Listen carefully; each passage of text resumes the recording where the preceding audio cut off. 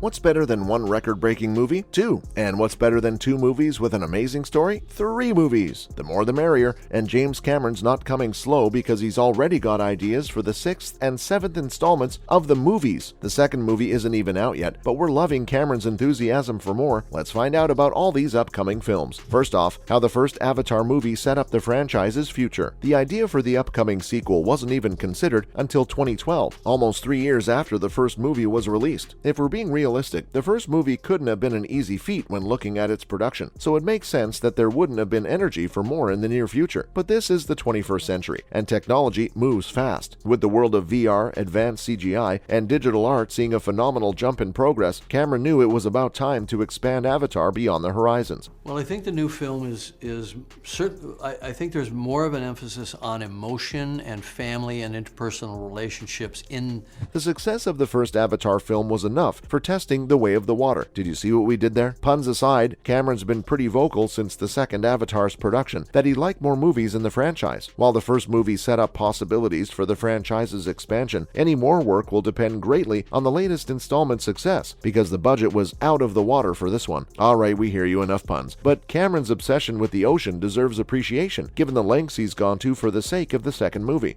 The truth of it is, I was sitting by the pool painting my nails for 12 years and working on the movie for 1 year, right? So I think it's pretty good work for 1 year, don't you think? All the dangerous deep dives and research of underwater creatures culminated in this ambitious project that the world's holding its breath for. We're hoping that the franchise's success pulls through, because Cameron stated he might even push beyond the 7th movie for the sake of doing the story justice. Up next, what's in store for the future of the franchise? Like we said before, he's got at least 7 movies in the writing stage, but if the franchise continues to expand, he said that he might not be the one to end it. It looks like he's got plans to a certain extent, after which he'll hand over the reins to someone else. In this masterclass, I'm going to talk about storytelling, suspense, action, visual effects, design, all the things you're going to need to know. We get it, there's only so much one person can cook up for a single story. For the sake of preserving artistic integrity, one of 2 things need to happen: wrap it up in due time or hand it over elsewhere. We think Cameron's thinking wisely when it comes to the long run. Now, who do we know that didn't do either? Not pointing fingers are Game of Thrones, but George R.R. Martin, the author of the books, didn't even finish up the novel series. Maybe he stretched himself out by writing 10 whole books about the same universe. We're seeing Rick Riordan doing the same with the Percy Jackson series, and we're ready for him to let go of Percy and introduce an entirely new cast in which he isn't involved at all. Pushing out content for the same story puts the quality at risk, as creators slowly lose inspiration because of how familiar they become with the universe and characters. Is J.K. Rowling the only one who knew when to stop? Yeah, they know quite a lot. They've been lying to you. They know everything.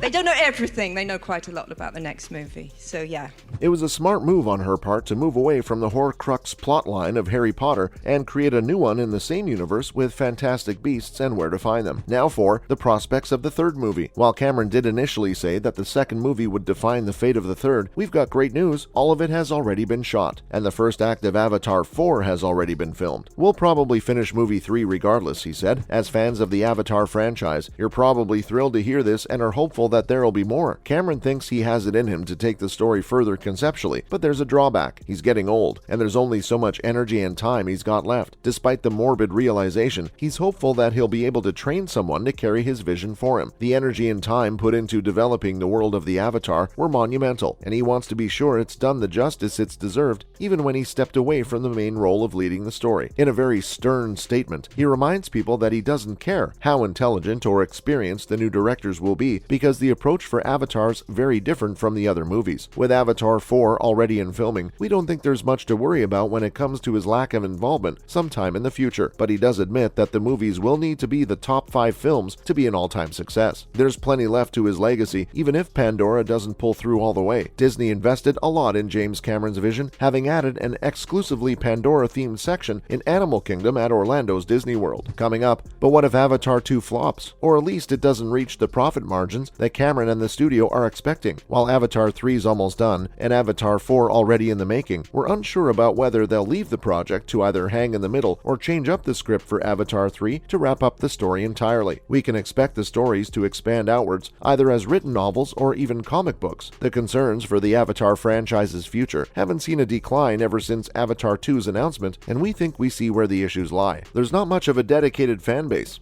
Case studies of MCU and DCU will show that consistently churning out content to retain fan engagement strengthens loyalty, improves marketing for future movies, and also builds a long-lasting community that supports the franchise. Sadly, we're not seeing much of any for the Avatar franchise. It's a surprise that, despite that, so many people are looking forward to the sequel, but just how long is this excitement going to last? With the reviews coming in after the trailer was dropped, apart from amazing visuals, there seems to be some pushback in terms of the storyline. To people who have watched the first Avatar movie, the second one might not be something new except for the characters, creatures, and landscapes, and that's bad news. There's been skepticism about where Cameron's priorities lie when it comes to making the movie. The most important lesson about water is you're stupid if you do it. It's gonna hurt a lot.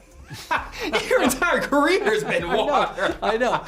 If it was the story, any medium would have been fine, so it's clear that it's more about the insane graphics. Let's look at the elephant in the room. Cameron setting up his stories for an impossible mountain climb, the unsurprisingly high expectations for all the films to do better than the last. It's understandable that a lot of the revenue will become part of the budget for the next movies, but it won't hurt to either scale down or break up the story into, say, a TV show and maybe smaller movies. We mean the runtime for Avatar 2 is a ridiculous 3 hours and 12 minutes. Talking from a practical point of view, how many people would take the time out for a movie this long if there hasn't been a long-term investment or interest retained throughout the years? We think the first and second Avatar movies could have benefited a lot long-term if they were approached differently. So that was just a little inside kind of Marine Corps reference. I put a few of them in, kind of for my brother Dave, who's a guy that I really loved and admired. With how things are going, it might seem like Cameron's simply satisfying a personal desire over taking a practical marketing route for long-term success. He's got the franchise planned out until the 7th movie, but who's going to be watching it by the time it comes out? We think Cameron needs to step back and take a look at the current trends happening in the cinematic industry when it comes to keeping a loyal set of watchers. A fantasy character.